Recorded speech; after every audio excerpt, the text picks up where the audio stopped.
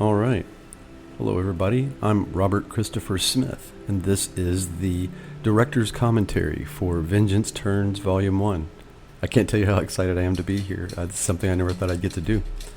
Pretty cool. Watch it on the little title cards come up. You'll see the one come up in a second for Bang Bang Serendipity. There it is. That was a plan from me and David and Amanda for quite a while.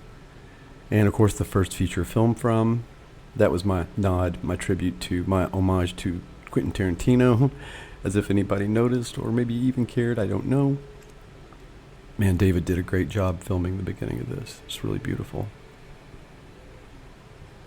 We didn't get to film the exact movie that I wanted to make. So many, like right from the beginning, it's just like compromise after compromise. Like that little shot that David gave us at the beginning was not exactly even close to what I had planned when I wrote the screenplay with Amanda. But that shot just sets it up perfectly. It really accomplishes exactly what I wanted to accomplish. David Ruano did a great job shooting this movie. And I really have to give accolades, give props to everybody who worked on this movie, including myself, just because we went through a couple of big false starts in getting here. And at one point we had a producer trying to make us believe that we were possibly going to get up to $1 million, actually to shoot this, which all of that, by the way, is a story. If you want really a very in-depth story and set of details about it, check out the Lethal Voice podcast, and you can hear all about making Vengeance Turns Volume 1 and Volume 2. Wow. I really love what we did here. And again, we did it on such a smaller budget than what I originally wanted, but this part we really came close to accomplishing, pretty close to what I really envisioned. Although if you look really close, you can probably peek inside there. If you look really close, you can probably see it's a little bit more modern house. There's even some appliances and stuff. All those screams and stuff were all just like canned stuff that I found online. And then, boom, the bad guys. Yeah, the way that the movie is set up and structured, it really borrows from a ton of different horror movies and westerns that I've seen throughout my life, and so that opening means a lot to me. It's very special, and I love how it's a nice cold open. Starts off with big violence, and then things calm down, and we get introduced to our main characters here. And so, right here we see the infamous biddies. That's the way they were written in the script, is the biddies. And originally, again, when we had more of a budget in mind, they were inside the general store. But again, as things worked out, the set that we got to use, we had to keep things outside. But if I didn't tell you that, you'd never know. So I really like the way this scene shapes out. There's quite a few less people involved than I had written it for. I expected a bustling town, and it really took us a lot of reusing extras and stuff. The guy that's sitting back there in the background, he walks past the camera in a different shot in a minute, and he's a background character playing a different role. So everybody in the movie got recycled for different stuff, just to help us make the city, the little town, look busier here at the beginning. And interestingly, there's such a heavy sense of racism here at the beginning as they're talking about the Native Americans, and that really gets right to the core of the story and about really into my contribution to it from when they say write what you know. A lot of who Rebecca is and what her big problem is and who she becomes is based on a lot of what I have had to think about in my life as I found out that I have Native American ancestry, but no one in my family ever wanted to talk about it or deal with it. It was just, Bobby, you're white, don't worry about it. And I gave that to Rebecca. Of course, she's even more Native than I am. She's 1/4, whereas I believe I'm like 120 something, or I don't know, something. 1/32 and a half, I don't know. But she's sympathetic. She's a little weak. I mean, she's of course strong-willed here, arguing with 3 women, but you can see she comes across slightly pathetic, and part of that is her being so much on the defensive here. and then we continue to explore that and to build this out so that you can get a really good sense of who Rebecca Falcone is, so that when she goes through the transformation and becomes Mia Falcone, which you'll see all that here in a few minutes, we wanted it to be very noticeable, something that was big, and just completely undeniable. So it really forced us to make Rebecca with teary eyes and as pathetic as possible here at the beginning. Again, one of the things I really love here at the beginning is, especially with it being split into two films, it was originally supposed to be Vengeance Turns, the motion picture, and we ended up with so much that we split it into two films, Volume 1 and Volume 2. But if you're paying attention during this scene here, I'd never like to waste a word, and I definitely don't like to waste a scene. And so the whole thing here with Hester in black in the background is she's mourning. Her name is Hester Blake, and she's actually the mourning widow, the wife of this guy, Mr. Blake, who owns basically the whole town, because Blake Industrial Gold Mining is kind of the heart of the town.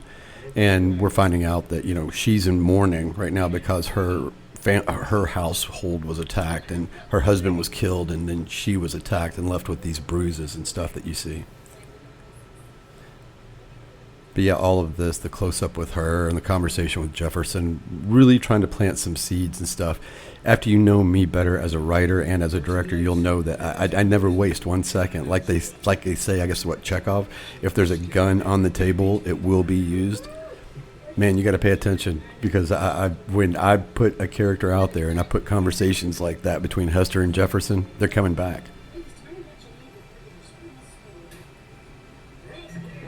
This is the scene that cost me from getting the movie funded by a liquor company. I sent the script. A friend of mine named Scott Casey helped me get in contact with a liquor company. The executive was really interested in the movie. I sent her the script, and she didn't make it past about page 6 because she got to this scene, and my verbiage, the vocabulary, the word I used was drunkard when I described Roscoe, and that was an automatic trigger for them, and they put it down and they never looked back. So they're supposed to be in like 1870s kind of California, and if you notice, this house was like, man, they must have been super rich, which actually they would have been, because this is Michael Falcone. He's the lawyer for the Blakes, so they would have been set up pretty nice. And this house is actually much bigger than it looks. We shot it to look like it's just this, basically like this room right here is the whole house. But the big French doors and all the glass, it's not exactly what you would expect from 1870s. But again, you use what you've got access to. And we felt very lucky to get access to this house in Koreatown, in a neighborhood in Los Angeles, in fact. One of the comments that I'd heard from a good friend of mine in the comic book business about the film when he first saw it was, man, I really missed seeing an establishing shot of the Falcone's house. And I was like, dude, we shot that in Koreatown, and we could not find any place that was a satisfactory like stand-in, for the outside. And so there never is an establishing shot. If you noticed while I was gabbing just a while ago, Rebecca runs away from the general store and into the house, and that's the way that I came up with solving. That's making a solution for not having shown the outside of the house, is by showing Rebecca still in motion in her grief and frustration, getting home to see her husband. And again, a lot of this talky talk stuff here is very much about character building, letting you see who Rebecca is, hear who she is, hear her connection to the Kumeyaay, see her as a little weaker, more dependent on her husband, but still seeing that fire inside her. And of course, we're setting up the plot big time, really setting things up here. So I try not to waste a word. I try not to waste a second. And so hopefully, as people pay attention and watch this, even at our low budget level, everything pays off for them at the end of this movie, and then even more so by the end of Vengeance Turns Volume 2.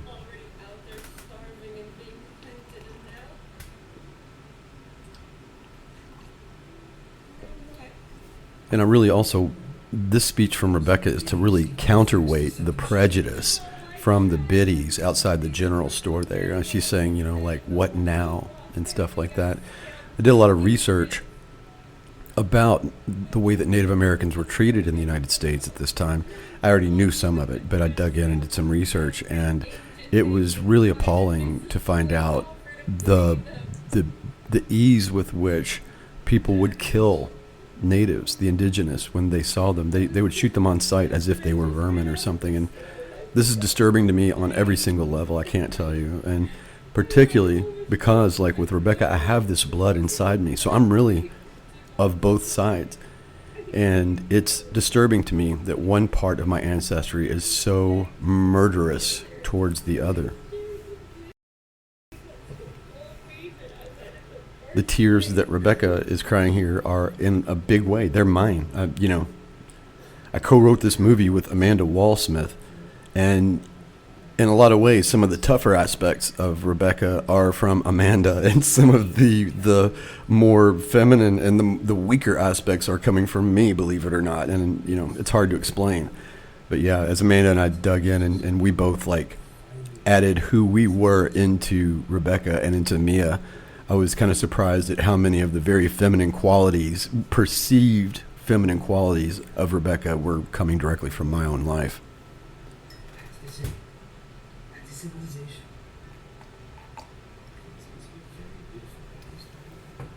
We think alike.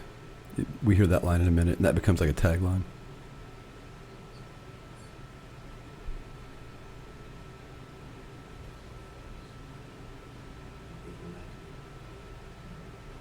There it is.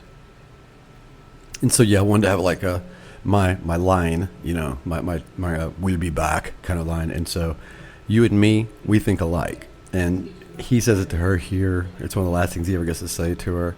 And then Rebecca says this when she fights Ghost, and then when she fights Bad Guy in Volume 2. Here we meet the kids. Again, kind of further deepening the jeopardy of what's getting ready to happen to her and her family by hopefully making audiences fall in love with these kids. We really had great child actors here. Both of them were amazing, probably more prepared than the adults around them.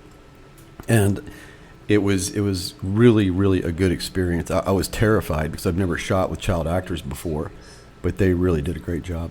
And they add a lot of depth and a lot of jeopardy.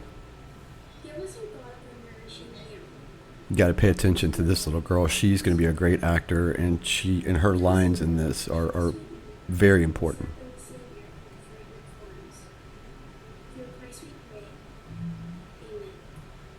Even just the idea of her being a little bit religious is important to the script, because it's so counter to who Rebecca and Mia both aspects of Rebecca Falcone are not like that.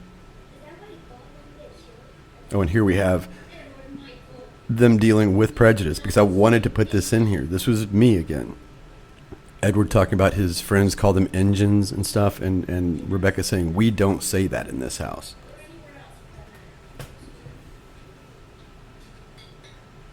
I like it because not only does it sell the idea that I care about, and that is that we don't use this abusive language about other ethnicities and stuff, but it's also just a beautiful family moment as you see the eye contact between the parents, and you see the dad taking over to explain. Oh, by the way, did you hear the dad, Michael, call his son Mojito? Adam Freed is very American, very California boy, and some of the language in the script was written to be for what I thought was Spanish, and of course later friends pointed out was actually Mexican, pointing out my own prejudice and just stupidity, ignorance. But I have him calling his son mijito, and which is a word I hear a lot in California. And but Adam, not being as familiar with Spanish as I am, he calls his son mojito, which is a drink. One of the most important lines and scenes in the whole movie right here.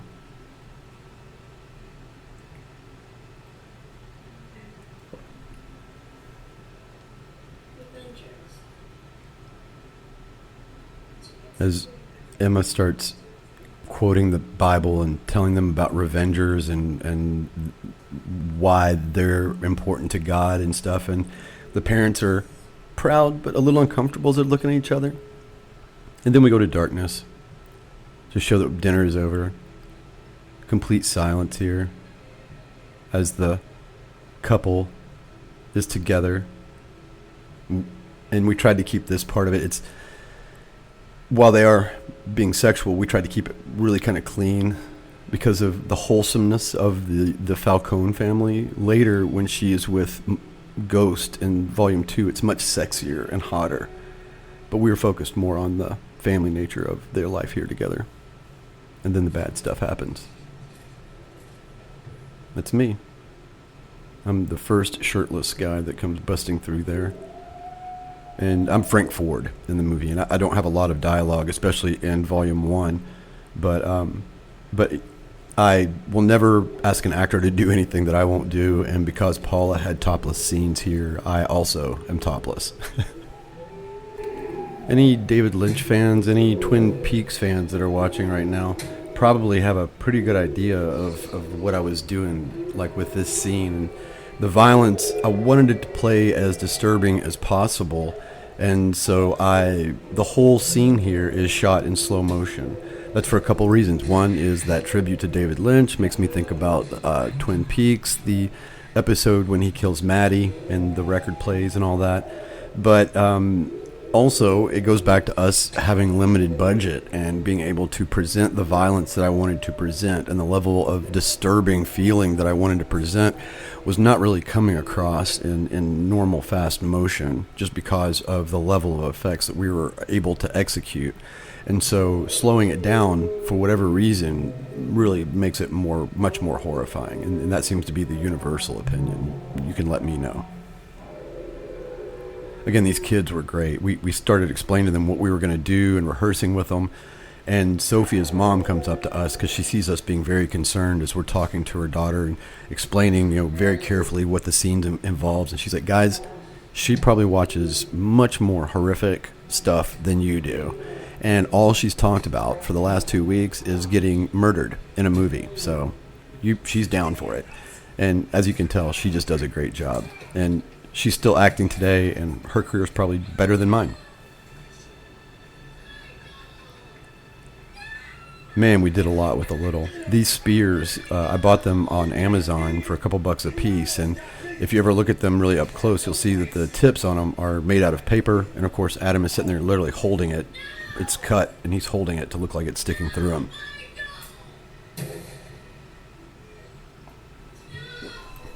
Did you see that muzzle flash?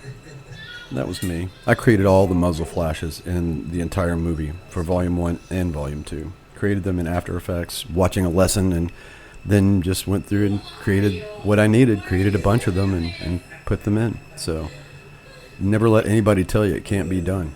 If you have the will, then you'll get it done. Where there's a will, there's a way. Now here is another example of me really wanting to dig in and explore racism and like social hierarchy at its ultimate, because we have the character of Jefferson Coltrane here, and he is a former slave who is now this complete monster as far as, leading this town, these band of murderers around their town and stuff. But as you watch the movie, you figure out he has a deep and just wholehearted hatred for Native Americans. And kind of my thinking was, as we did that, was Jefferson is a classist, and in order for him to process the way in which he is treated socially, he needs someone to be beneath him. And so he really looks at the indigenous, the Native Americans, as being kind of subhuman, because he needs that in his own mind to justify and rationalize his own behavior.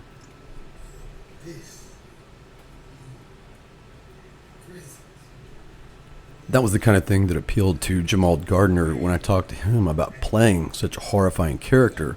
And again, you can hear some of this on the Lethal Voice podcast where I interviewed Jamal. But he was talking about that playing a villain like this is amazing for him because he gets to explore the depth of evil, not some superficial just bad guy, but what is involved with being like a truly despicable person to their core. And if you ever meet Jamal Gardner, he is one of the nicest, most wonderful guys you could ever meet. So playing a character like this, you can see he's really swinging for the fences all the way through Volume 1 and Volume 2, playing Jefferson Coltrane. I like the comic relief that Oscar Gomez provides here. He's horrible. He's a terrible person. But the things that he says and the delivery from the actor kind of provide a weird kind of like comic relief almost to the deeper horror of the moment.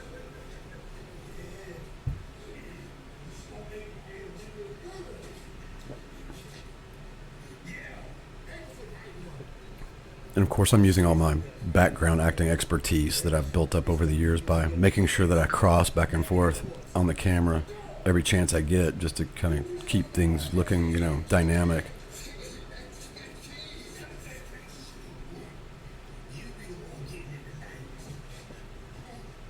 This whole sequence was one of the most disturbing for me to write and to film, as Jefferson Coltrane is basically forcing his son to sexually assault this woman who is passed out or broken, on the ground in front of him. I think it was difficult for all of us involved. I used to love horror movies as a kid, and I kind of grew out of them in my teens and 20s. And I started seeing, whereas I was scared to death of things like Michael Myers and Jason when I was a kid. As I got older, I started finding out that real horror was all around us all the time. And too often it was being found in families, inside of houses. So wanted to get that, into this movie as well.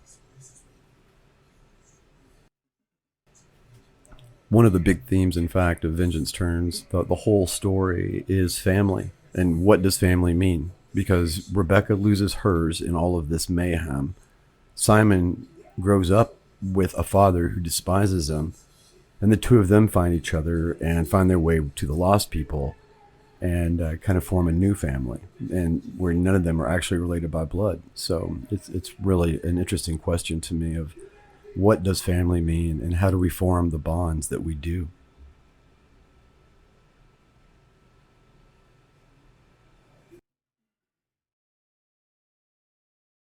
If you really pay attention here, you can see, again, the anachronistic kind of door.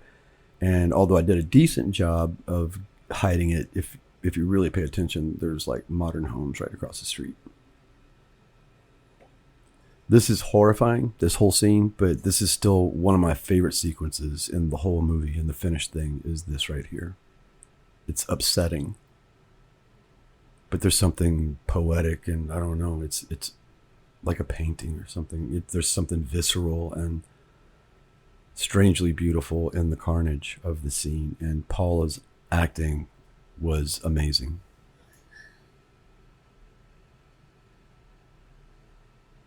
And again, because I will never ask an actor to do anything that I won't do, the poor girl had to lay in that pool of blood on a very smelly floor in K-Town. So I literally took off my shirt, laid in the floor in my own little pool of blood, and between takes, while she was laying there uncomfortable, I would lay on my own pool of blood uncomfortable as well.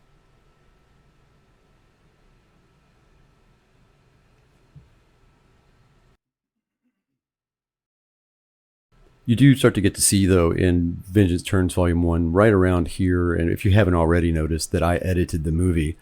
And my advice, honestly, to filmmakers is not to write, direct, and edit your own film, just because I think there's a certain amount of overindulgence that is naturally going to occur if you do that. And you really get to see it. Like, this scene probably goes on longer than it should. There's a scene later that I'm 100% positive goes on longer than it should.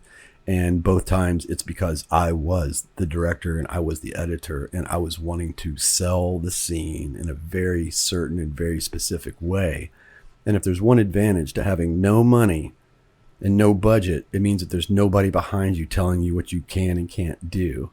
And so I really, what you see here, although the budget is not what I wanted, what you see here from what we filmed, this is what I wanted on the screen. So I never have any excuses for people that hate this movie or love this movie, I'm willing to take the blame or the accolades.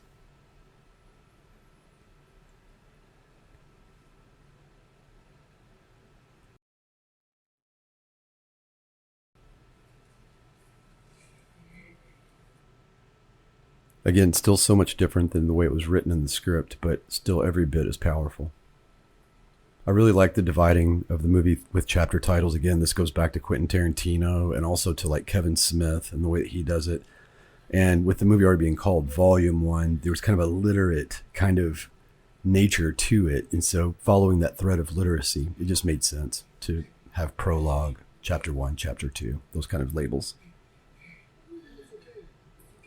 Watch what Azim does here. Azim Vecchio is also an amazing actor and an amazing find and doing great in his career, by the way. And he would get so deep into this character that he would become Simon Coltrane. And if you watch here, he goes to pick her up and he drops his hat and everything, but never misses a beat, getting the hat back on his head, still carrying her the whole time. Here's where we find out where the name Mia comes from. She's trying to say Mia Moore, this term of affection between her and her husband, as she's hallucinating seeing him, but all she can really kind of croak out is Mia, Mia. And so Simon believes that that's her name.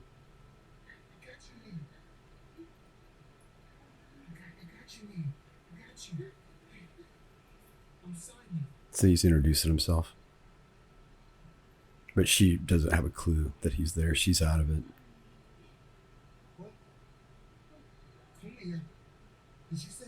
So Simon, if you dig into all the background stuff that's out there, you'll find out that Simon is actually half Kumeyaay. His father, Jefferson Coltrane, the bad guy you just saw in the other scenes, sexually assaulted a native woman, and then when he found out that she was pregnant later, he kidnapped her, took her back to his place, and took the baby out. And that's Simon, and he threw her away like garbage. So Simon spent his whole life under the abusive heel of his father right from the day and the moment, the second that he was born. And that's, again, a big part of what we see in this movie is about family and about what we deal with, how we deal with it. And of course, it's an extreme in this film, but it's, again, that's because of, being metaphorical. It's an analogy. Oh, there it was. Did you guys see that? He was picking her up, almost lost the hat, was able to catch it, get it back on his head, and keep on moving. Great job, Azim.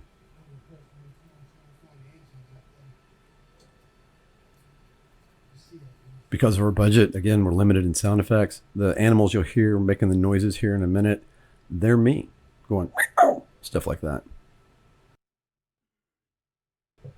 You'll hear like a wolf and like a tiger growl or something. Those are both me. Here it comes.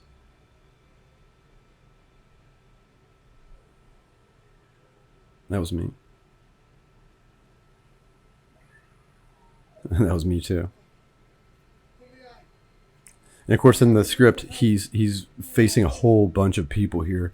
But again, with our budget, we don't get to see them. We just kind of imply it, that he's talking to a group of people, and then we only see two of them.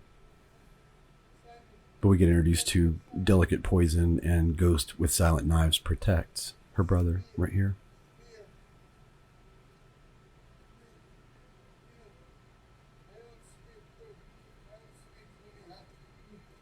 I don't speak Kumeyaay. So yeah, that was one of the other things I wanted to do, is I wanted to avoid cultural appropriation. I mean, we were already using the whole idea of cowboys and Indians, being a Western and everything. But with my heritage, with Mia's heritage, the idea was never to make the indigenous people in the movie bad guys of any stripe. And so we didn't want to do that, and we didn't even really want to be like misappropriating any culture or anything like that. And so rather than try to emulate anything from the Kumeyaay, what I did was just create this tribe of their own. It turns out it's almost very superhero-y. It's almost like this little, instead of a tribe, it's almost like a little like Avengers or Justice League or X-Men kind of group that they call themselves the Lost People. It was founded by two people who are half Kumeyaay. Delicate Poison, played by Kelsey Jaffer here, and her brother Ghost with Silent Knives Protects, played by Nevin Milan. Kelsey and Nevin both share heritage from Pakistan, which at this point in history would have been from India. And so the idea was that they are both Indian, half Indian, half Indian. And their own mixed heritage, especially during the 1870s, made them a little bit outcasts anywhere they went. Clearly, they were not accepted in the towns where indigenous people of any kind were in danger, but they also were not Kumeyaay. They weren't, Apache. They weren't anything. And so eventually they formed their own little group here. And its whole intention was to kind of like being the island of misfit toys, for lack of a better reference. And they would just invite in, people of any ethnicity, people who needed a home, people who needed a tribe.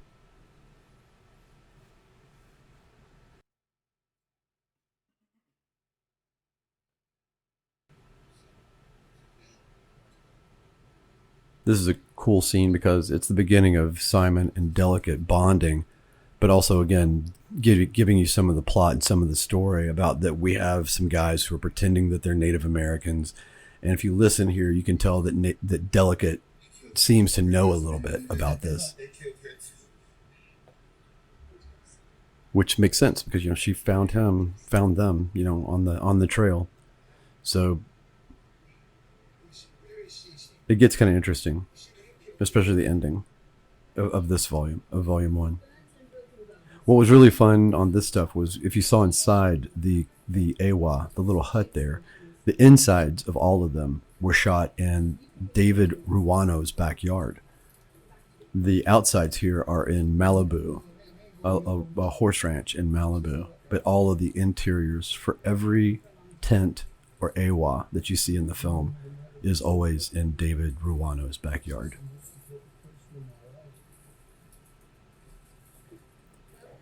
Here's where we see Simon kind of awakening to the fact that not all of life is abusive, and he feels like he owes Mia something for having gotten her into this, and so he just wants to take care of her.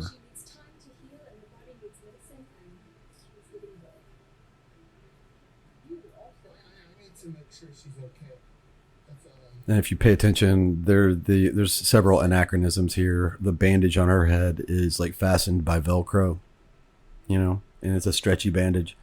Don't think those even existed back then. I know Velcro didn't. But again, I love this. Him laying down beside her. This is really something we borrowed from a story that Amanda told me about getting a feral dog. And that she had to stay in the cage with this feral dog for 24 hours before they could get it to start kind of calming down around human beings. And so we kind of borrowed from that. We kind of put like Simon was like a puppy to Mia, a guard dog. Now we see him healthier and heartier. Glad to see you eating. You look stronger already. And the continuing bond between him and Delicate Poison. Is that your brother? I really saw a ghost around our campus. Is that his name? Yes. He's called Ghost with And Silent Knives. the whole idea of there's a mystery here about his name. Ghost with Silent Knives Protects, as you might imagine. But like his parents, he has embraced it. Do you know, is there like a... And part of doing this scene was just to like get some action in volume 1, because I knew that we were heading for a lot of character development and talky stuff and wanted to just get some action in there. And so the fact of having Ghost practicing and just doing some stuff and that Simon would pick up on that gave us the ability to at least put a teeny tiny bit of action back in to pick things up from all the talky stuff after the attack. Yes, please, son. And I love the whole thing with names in this. I love naming my characters, by the way, but I love them talking about their names. Hello, detective? This was really fun to shoot too. This is out in Malibu. This is on that horse farm. We found about 5 areas in the horse farm where we could go shoot, and really love Judy at horses4productions.com who helped us with this. I mean, she was amazing to let us use this property as part of our deal. We got some of the most beautiful shots from her property.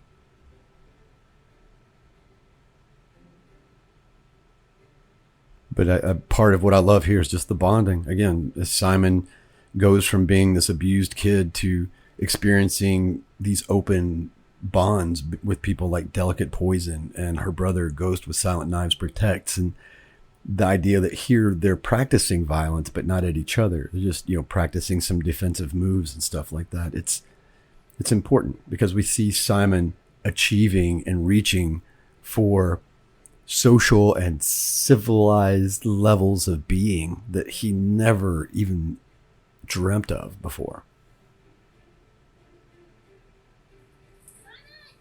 And of course, we got to get things upset right as Simon's settling in. It's Mia. But it being upsetting is still good because now we know that Mia's awake. And so we get back into the main story, which, this movie is Mia's story. Simon plays an incredibly important role in it, but overall, this is the story of Mia Falcone and how violence, how vengeance turns Rebecca into Mia. All this screaming is just me piecing together other screams from the shoot. This isn't from this actual scene. So yeah, there's just me like finding stuff and sticking it in there. And then all the crashing and stuff are effects that I've found and purchased and stuff. And in a second, I was talking earlier about how it's sometimes a little dangerous, especially for newer directors like me, to write, direct, and edit their own stuff because of the fact that there's a tendency and a real danger of getting overindulgent in what you're doing.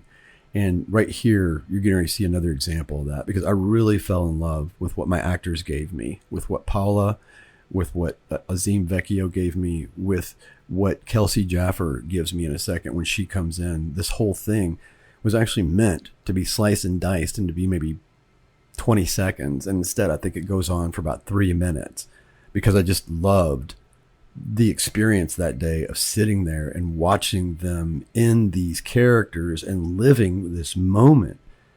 And we were so low budget, we didn't get to give people some of the big, massive firefights and stuff that they wanted. So giving them the emotional fireworks like this was just something that I felt like I needed to do. But I just love, there's no dialogue in this scene. It's just them understanding each other.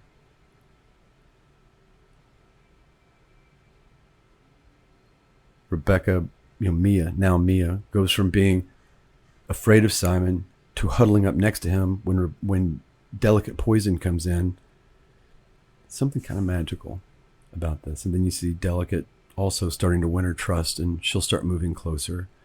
And again, this goes back a lot to the story that Amanda had told me about her training this feral dog and bringing it around to being such an amazing dog. And if you ever see the short film cut that we made together, you can see Red at the end of that movie, and that's the dog that I'm talking about. Red's a star. There we saw her moving closer.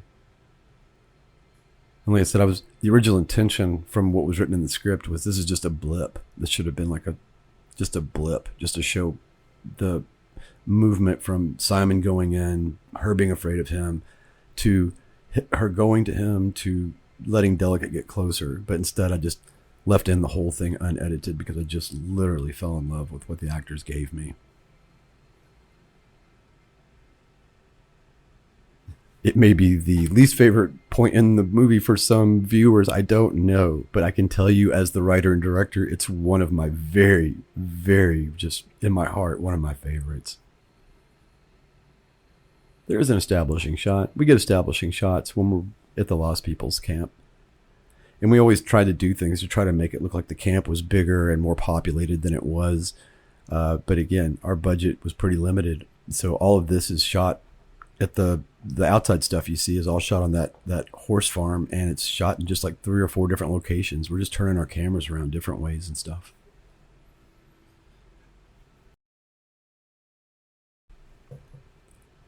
I really like the way now that we get to the point where Mia's awake, we see her and Simon kind of settling in almost as a unit. And here we see the explanation of the lost people. And one of my favorite scenes, and again, maybe one of the least favorite for people, I don't know.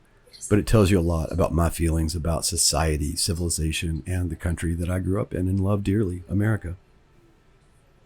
How sad I am when we do things wrong. I would say that most of the scene is like directly from me and is speaking, delicate speaking for me. And Ghost as well, probably Simon too. I was telling somebody recently that if you take every single character in the movie, Mia and Rebecca, Simon, Jefferson, Delicate Poison, her brother Ghost with Silent Knives Protects, and you roll them all into one, pretty close to adding up to my personality. I gave little aspects of myself to all of them, as did Amanda.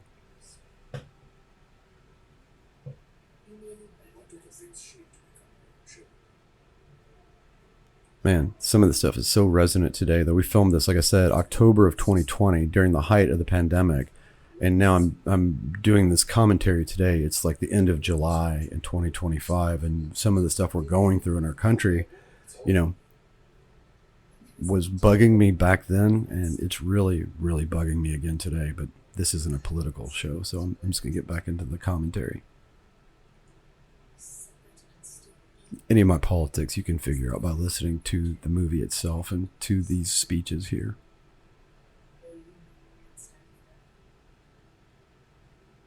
And of course, you know, other than getting to get the history of the lost people and me getting to vent a little bit personally as the writer and director, the other big purpose of this is to move us to the point where Mia's going to wake up. So you're going to see that here in a minute.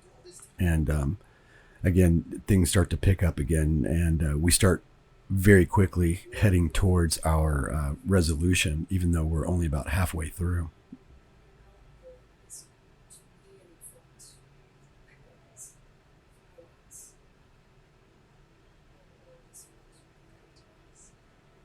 Kelsey is such a good actress and delivered these lines so well, but we had such a problem that day. It was a hot day filming in David's backyard. Like I said, all of these interior tent and AWA scenes, hut scenes, were filmed in David's backyard. And man, it just, this scene, while awesome, was not exactly awesome to film.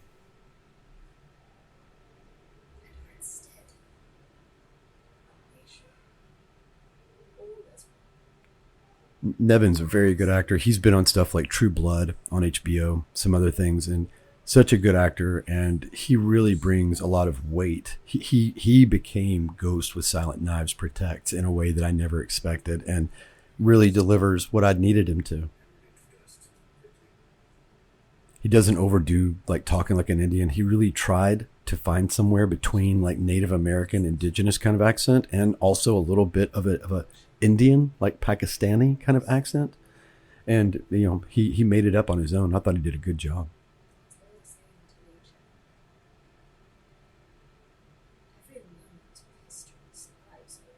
So much of my dialogue is like I sometimes feel bad for the actors having to deliver it because it's so kind of twisted and convoluted, like in the moment. It fits within the bigger context, but sometimes, man, the second that they're having to say it, while they're having to say it, it's hilarious and also a struggle trying to get weird dialogue out of your actors in a serious and meaningful way.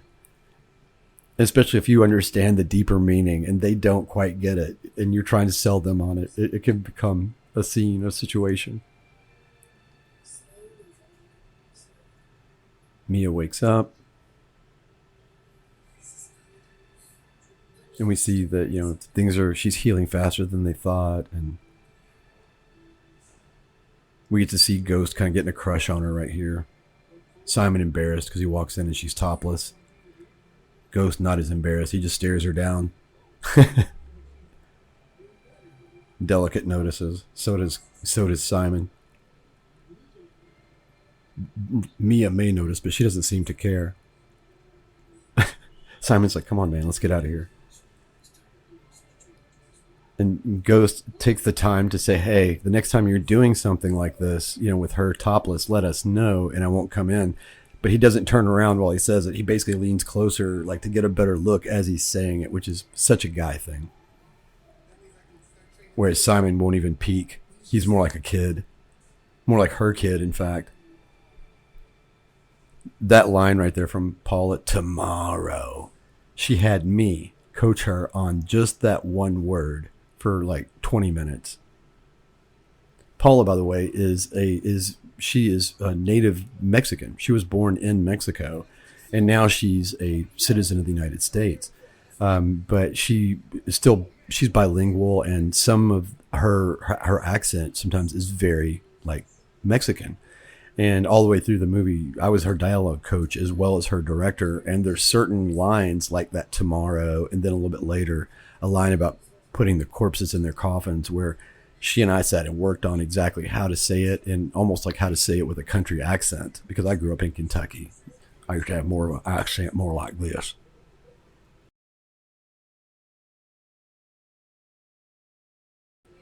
This scene, again, not exactly as big as I wanted it to be in the film. We didn't get to do as many takes as I wanted to do when it was originally written, but at the end of the day, it works. It really, the only purpose of the scene is just to sell the fact that Mia is still more lame than she wants to be, that she's having problems with weapons. So that when she gets here and she's building this claw weapon, we get the idea that she's like filling a gap in her own desperation. She wants things to move along faster than they are. She's willing to do anything, in fact. And I love comic books, and this is like, a big nod to characters like Wolverine, among others. And the fact that she takes the time to make her own claw, I deeply, dearly love it. And I have to thank David Ruano again for this version of the claw, because I was quite stressed out when we were in pre-production and with no budget. And my original idea for the claw, just miles and miles away, one night David calmed me down by coming over with a little block of wood and some strips of cardboard he had pulled off of a box and taped on there. And he was like, this will be our claw, except the piece of wood will be bigger and we'll put some big coffin nails through it. It works. It's amazing. I really love the way that it looks in the movie, and I love her using it, her attitude with it. And very thankful that she never hit Azim Vecchio with this thing, because she would have knocked his eye out or possibly killed him if she hit him with this thing. Those are real nails. I mean, they are massive.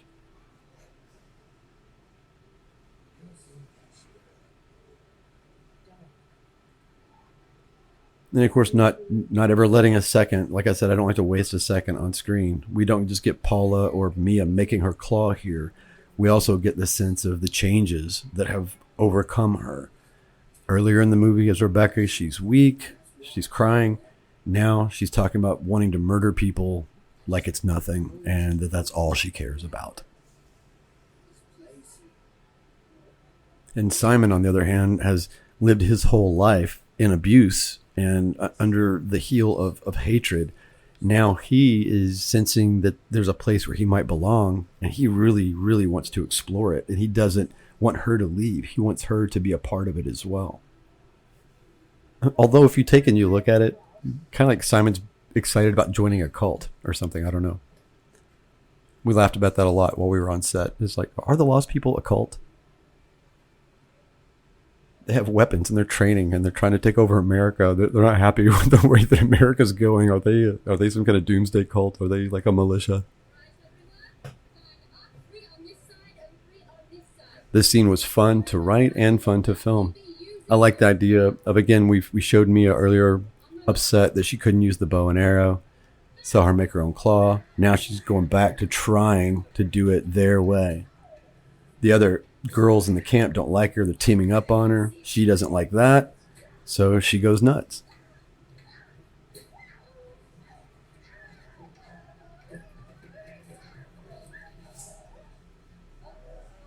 And we had no stuntmen, so all these actors are just the actors doing the parts and doing everything themselves. Like, literally, like We had the only stunt people or even close to stunt people are when you see the people on horses riding. That is never the actors. That is always our stunt riders. I love this scene between Delicate and Mia. We shot it a couple times, and this version, this last one that we used, is just so good.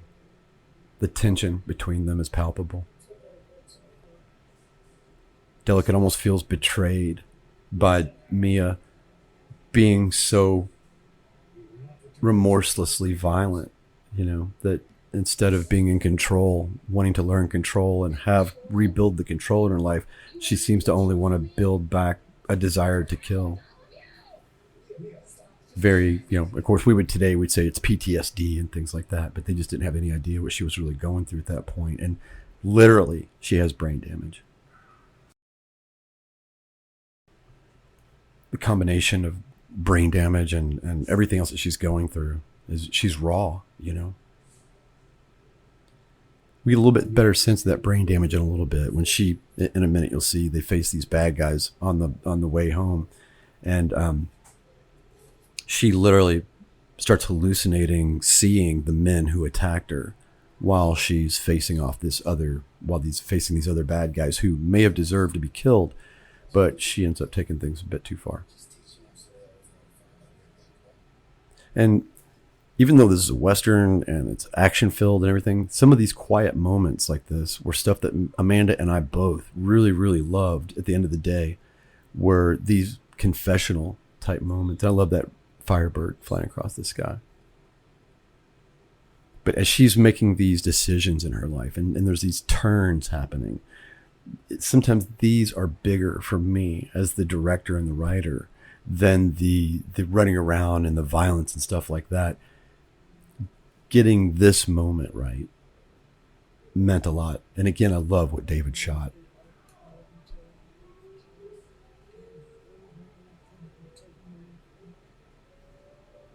I love the shadows. I ended up, kind of amping up the shadows in post-production. But one of the first visions that I ever had for this movie was the idea of, in all those old Clint Eastwood movies, they'd always show the hat, and then he looks up into the camera with those like burning blue eyes and stuff. So I love this here of seeing her sit here with her face in the shadow of her hat while she's brooding about the attack that happened to her, about being in transition, wanting to, she's on the fence from who she was and who she's becoming. And Simon's in the light, she's in the shadows. It's just, there's a lot of like powerful symbolism that we packed into this.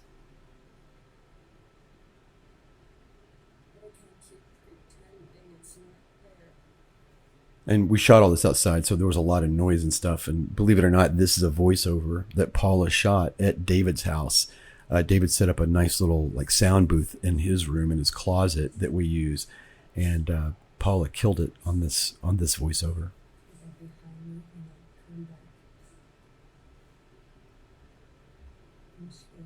One of my favorite lines.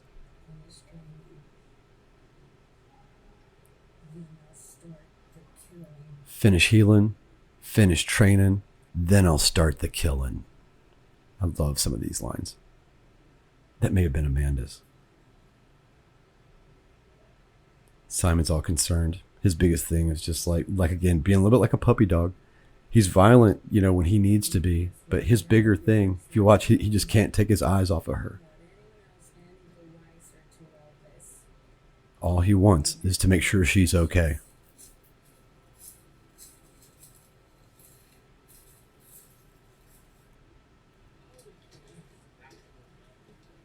This was tough to in post because the audio is suffering from the horses walking. I'd say the audio is all the way through the movie is the biggest downfall of the movie. And everything I've shot since then, I've learned a lot of lessons and improved the audio 1,000 times over. But the biggest problem in this problem-filled movie, when the audio has a lot of problems in it, is the biggest problems are in this scene while the horses are walking and we're trying to hear them talk. And of course now I'm talking over it too, so. But it's a cool scene. Again, we're getting character stuff. And we're getting ready to get a big advancement, a big advance, like in where this is all going. Right here. Mia hears a gunshot and she's out of there.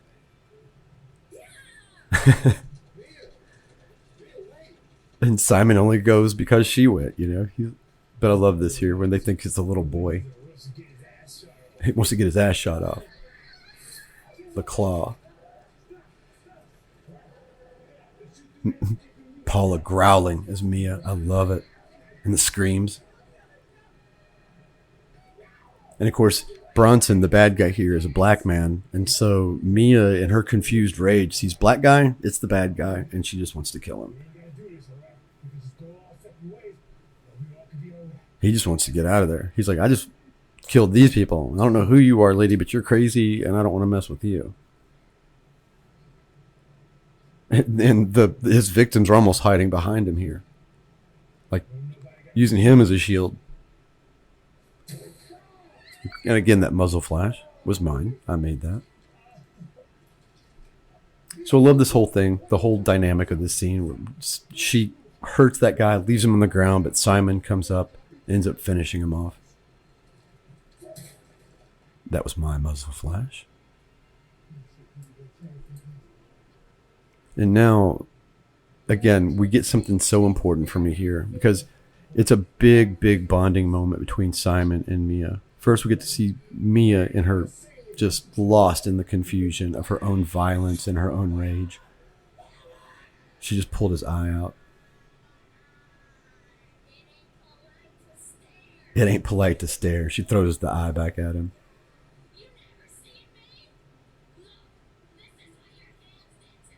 And see, she's lost, man. She absolutely believes this is Jefferson Coltrane right now. This is the man who hurt her. And then she wants, Simon there trying to get her to back off. The little girl calls her a witch. And you got to kind of wonder what she's getting ready to do as she walks over there. And she just tells him to get the hell out of there. But it's funny because, it does show there's a realization to her now. It's sinking into her. She's not Rebecca anymore. She's not that timid little housewife depending on her husband to protect her anymore. She just pulled a guy's eye out of his head. And she believes that she's getting ready to get revenge on the man who took everything from her. So you can imagine what she feels.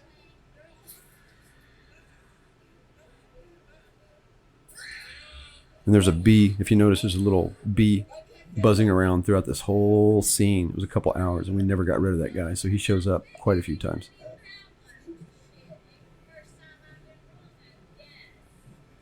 We made, me and Kelsey made the sling here, the rig for her arm. And then we made the rig that her arm goes in for volume 2 as well, when she gets the upgrade on the claw. But this is the horror part, man. And again, what's kind of neat is where I said that horror comes from real life. Here, this is as horrific as her family being attacked. And part of what's horrific is us knowing Mia's kind of underlying innocence. And it's just going away as she hits this guy over and over. And it takes Simon killing him. Wow, such a big moment here. Again, one of my very favorites. And we got this in like 2 takes. This is the second take. They're fighting each other and her just losing it because he killed who she was wanting to kill. That he stole the kill from her. Simon says it's time to come clean. He says, I know who did this to you. And now if you remember when the attack was happening and he grabbed that locket right before he was running out, he gives it back to her. And you might not be able to hear it, but she actually whispers the names of her husband and family. She's like, Michael, Emma, Edward. And I love Azim's acting here. I think we got this particular piece in the first take with Azim doing this. He killed it as Simon. Here he gives her back the locket.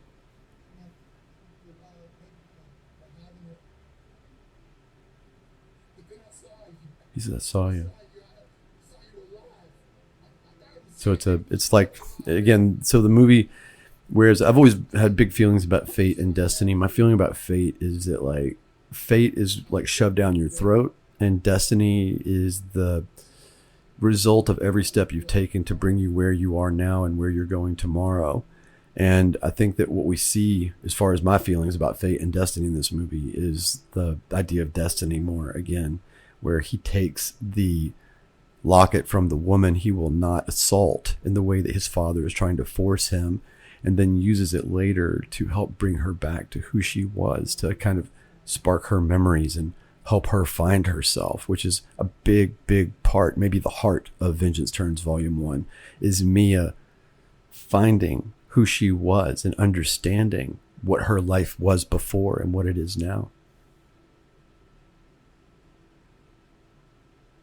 David Ruano's dad,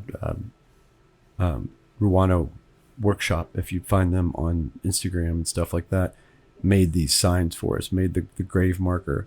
And again, this is a really important thing for me as far as the story goes, because we have her riding back and finding the grave marker for her husband and her 2 children, and her name's not on there because they never found her body. They just found the bloody streak where she crawled away.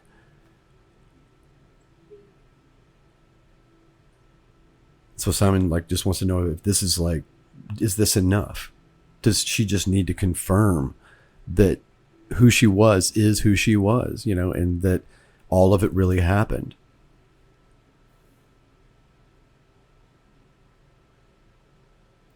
And again, even with our low budget, this was neat to shoot, and I'm proud of what we got on the screen. I mean, clearly there's anachronistic stuff if you're really paying attention, but through post, I got a lot of it out, and just the way we shot a lot of it, we prevented it from the anachronistic nature of whatever you're looking at from overwhelming the scene and hopefully attracting your eye to the whole composite in the picture, and letting the whole thing, the gestalt, as they might say, or the zeitgeist of the scene, kind of, you know, deliver you to places that any single anachronistic element may pull you out of. But this is where the bond between Simon and Mia is cemented, because he has really been following her around like a puppy until now. And she, I don't know, she doesn't shake him loose when they were at the Lost People's place, but you can kind of see where she didn't exactly buy into him either. You know, in some ways, in my opinion, she's kind of manipulating and using Simon up until this point. But now her heart opens back up, and she starts telling Simon how he reminds her of her own daughter. And now a couple other things happen in this scene to where we really get to see the bond between them become much more mutual. And we get to see literally Mia saying that Rebecca is gone and that she is now Mia. David Ruano, thank you for the great shooting on this. And Paula, the emotion here. Everybody involved gave 100 times more than I ever could have asked for. Everybody knew what we were dealing with and having our budget taken away at the last minute. If you watch the Lethal Voice podcast or listen to the Lethal Voice podcast, you can hear the whole horror story of how we went through like 2 false starts. And then when we finally got to shoot it, the producer that got everything going disappeared on us a day into the shooting. And it was just the cast and crew, a decision that we all made together to continue, that made the movie happen. So everybody here is working for less than they should have, or working on deferred pay when we all thought we were getting paid up front. But because of that, I gave ownership in the movie to everybody as well. And I gave the biggest part of it to Paula.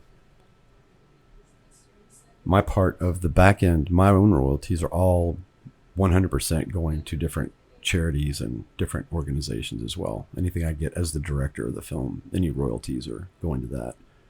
My regular, pay, I'm taking that.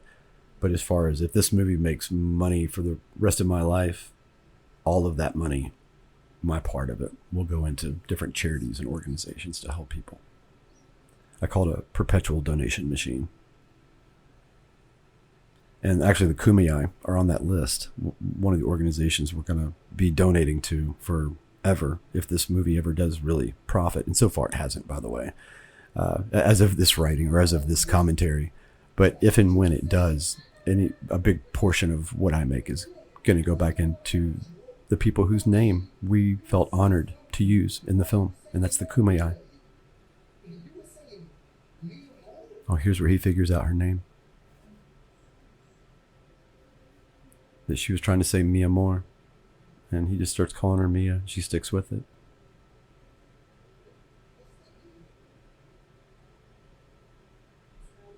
He asked her what it means, and she says, my love. And for him, that's wow. I can't imagine the way he grew up with people like calling each other my love is like the last thing he can imagine. But he also knows how important names are, and asks her if she wants it back. And she's just looking at the wreckage of her entire life. And I can understand why she feels this way. But she says, no, Rebecca's dead. She died with her family, and I'm Mia now.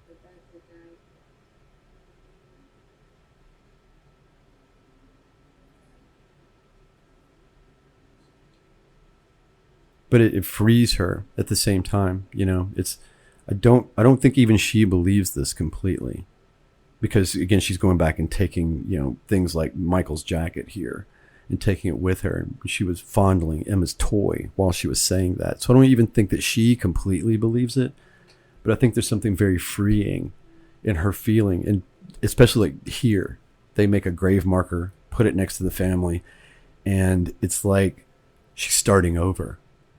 It took her the entire film of Vengeance Turns Volume 1 to be able to find herself. But once she does, we can move on. And interesting that when we first filmed this, it was all supposed to be one movie. But because it was so low budget and because none of the stars were known, and it was so long, we just figured it was better to break it into two pieces. And this became a very natural breaking point in the film because of the fact that it turned out that in the first film, Vengeance Turns Volume 1, it's really about Rebecca becoming Mia and dealing with who she has become and why. And then in Vengeance Turns Volume 2, it's really about getting revenge. And in some ways, that's a little bit like Kill Bill, Volume 1 and Volume 2 as well, but not intentional in that regard. But you really get the sense here, if you watch Paula as Mia, you can see that she's settled into who she is. She talks about liking, enjoying using her claw, and doesn't mind at all killing people. Almost seems to get off on it and really enjoy it. And of course, Delicate Poison has not earned her name. She's got this name. And people all the way through the movie should be wondering, why do they call her Delicate Poison? And then she gives them this tea when they show back up at the end. And now she's encouraging me, drink it, drink it.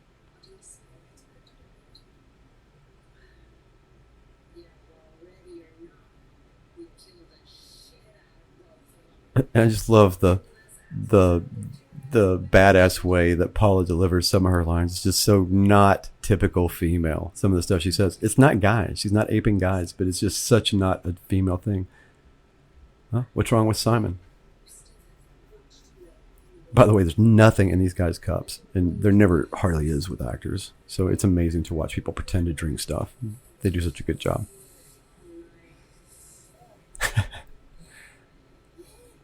This was so much fun to shoot.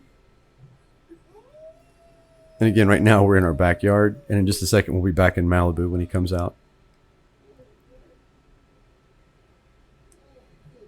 Oh, well, Simon takes off his shirt, but then puts his hat back on.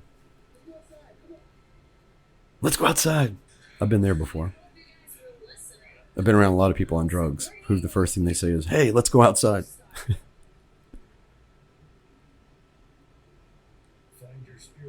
You're going to find your spirit animal. Delicate lets the cat out of the bag.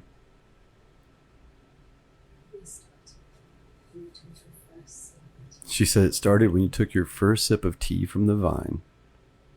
Mia's like, What the hell are you talking about? Don't imagine Mia did a lot of drugs in her life.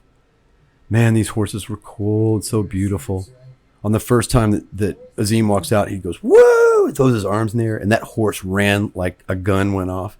And so we took 45 minutes to reset the shot. And then we explained to Simon, or to Azim, that he can't always be Simon, that he's got to hold back, and that understand that horse is skittish, and any sudden moves or noises and the horse is gone. So he's much calmer here.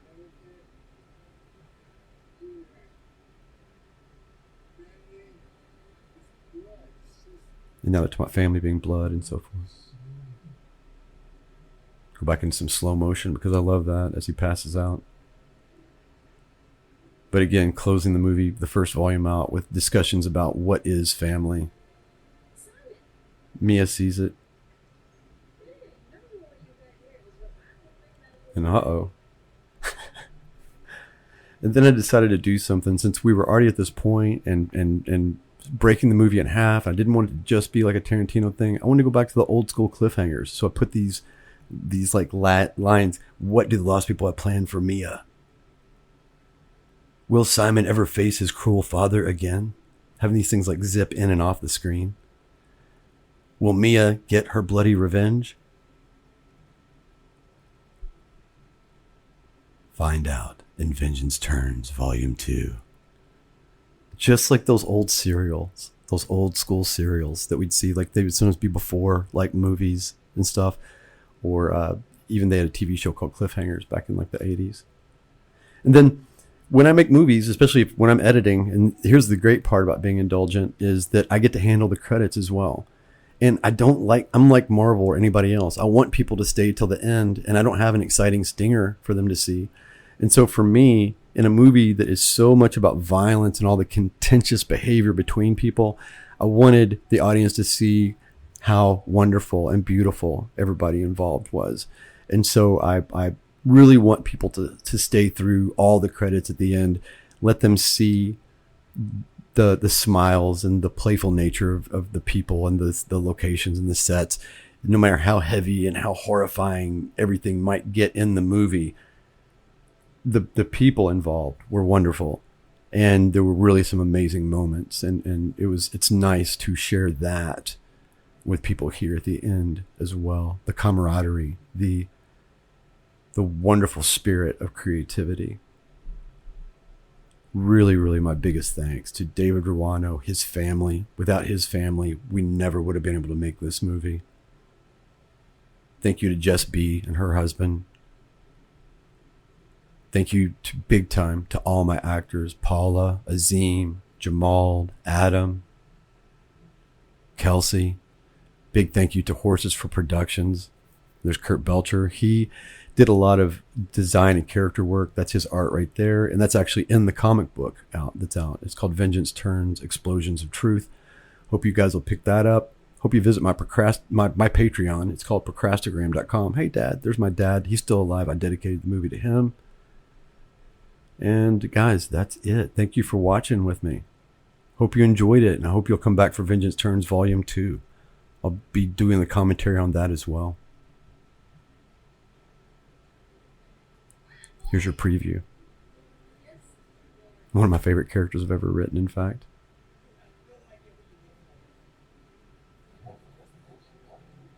Did that get your interest? All right. And thank you to everybody who has watched or supported me in any way in all of my creative projects. I couldn't do it without you guys. I really appreciate every second that you've spent looking at any of the art I've ever created. And I hope you'll come back for more. Again, my name is Robert Christopher Smith, and this has been the director's commentary for Vengeance Turns Volume 1. And I look forward to telling you all about Vengeance Turns Volume 2.